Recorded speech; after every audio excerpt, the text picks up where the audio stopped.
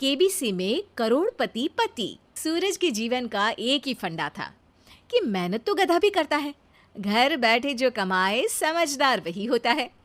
इसीलिए उसने कभी नौकरी ही नहीं ढूंढी। इस बात से हालांकि उसकी पत्नी शिखा बिल्कुल भी अग्री नहीं करती थी, पर फिर भी सूरज को समझाना बेकार था। टीवी में कैसे बनोगे करोड़पति का ऐड देखकर उसे लगा कि बस अब तो घर बैठे ही वो करोड़पति बन सकता है, और उसके पीछे उसने अपने सारे सोर्सेस एक्टिव कर दिए। 2 हफ्ते में उसके कलीग के साले के पड़ोसी के बेटे का सोर्स निकलता है जो कि उसे शो में पहुंचा सकता है, और सूरज उससे मिलने चला जाता है। अच्छा, तो हमें मुकेश जी बता रहे थे कि आप हमें शो में पहुंचा सकते हैं। हाँ, उसमें कोई तकलीफ नहीं है। मैं कल अगर कोशिश करूँ तो इसी महीने में आपका नंबर आ जाएगा। अरे ये तो बहुत बढ़िया हो गया। अच्छा, वो सिलेबस और क्वेश्चन पेपर का कोई जुगाड़ है क्या? हैं? उसका तो कोई जुगाड़ नहीं है। तो वो वाकई में कुछ भी पूछ सकते हैं? हाँ, वो तो बच्चन जी पर है, जो पढ़ते हैं वो पूछ लेते हैं। पहली कोशिश फेल होने पर अब सूरज के सामने एक बहुत बड़ा सवाल था कि आखिर जवाब कहाँ से लाए। तब शिखा ने एक सजेशन दिया, क्यों ना सूरज अपने चचेरे भाई सुमित से मदद मांगे, जो कि यूपीएससी की तैयारी कर रहा था। हालांकि इतनी मेहनत करना सूरज को समझ में नहीं आता था, पर कोई और रास्ता ना मिलने पर वो आखिर सुमित से बात करता है। अरे सुमित, हमारा कैसे बनोगे करोड़पति के लिए सिलेक्शन होने वाला है। तुम हमें थोड़े चिट बनाने में मदद करोगे क्या?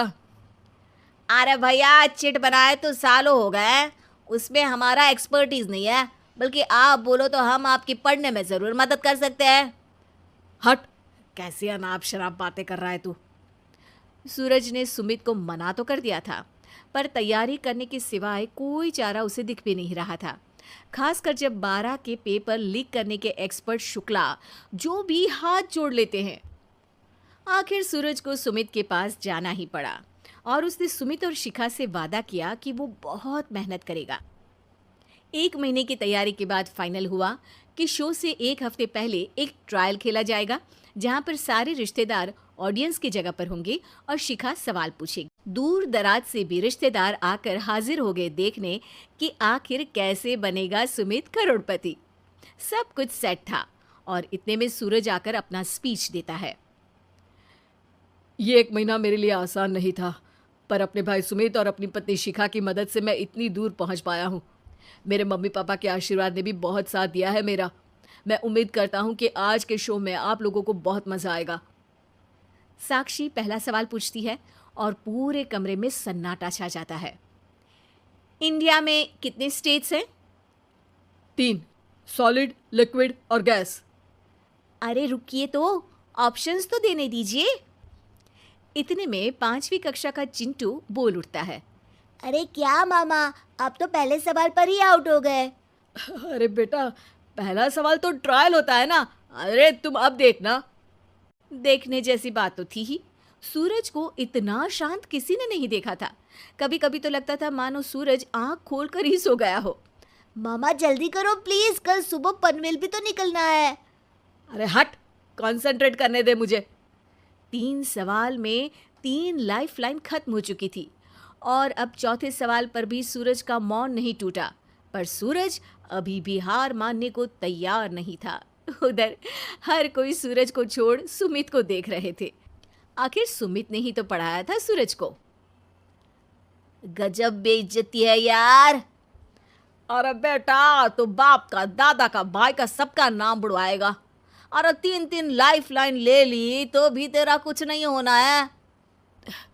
अरे कोई इतनी बात करता है क्या शो पर? अरे बेटा, शो पर तेरे जैसे भी तो नहीं आते ना। सूरज की ये जंग आखिर 1 घंटे बाद 5वें सवाल पर खत्म हो गई, जब उसने इंडिया के नेशनल बर्ड का नाम कहा, कौवा। अरे बेटा, मजा तो बहुत आया, बस थोड़ा टाइम पर खत्म होता तो आनंद भी आ जाता।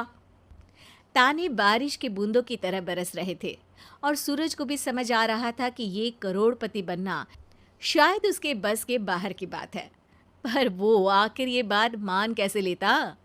वो सख्त लौंडा जो ठहरा, उसने सोचा कि बेइज्जती तो हो ही चुकी है, पर अगर मैं हार नहीं मानूं तो शायद कुछ हो सकता है।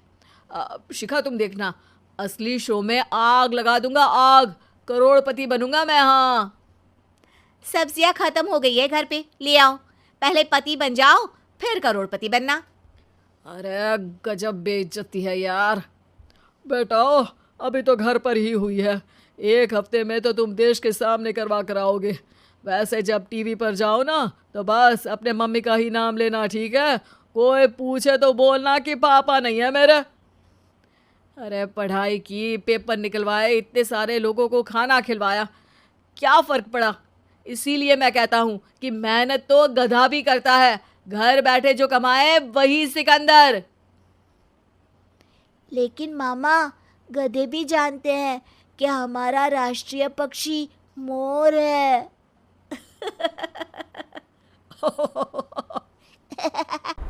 उम्मीद है कि आपको हमारी ये कहानी पसंद आई होगी।